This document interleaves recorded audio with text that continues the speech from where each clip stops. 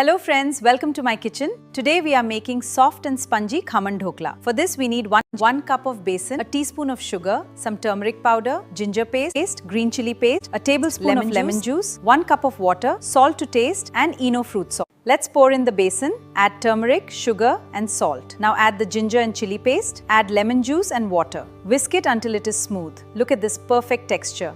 Now we open our packet of Eno.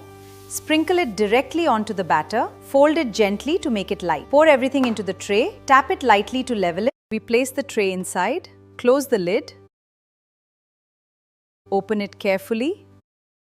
The toothpick is clean, loosen the edges, cut into even squares. Let's prepare the tempering.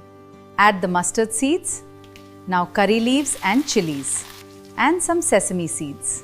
This smells amazing. Let's pour this tempering. Spread it evenly across, garnish with fresh coriander and some coconut. Here is our fresh dhokla.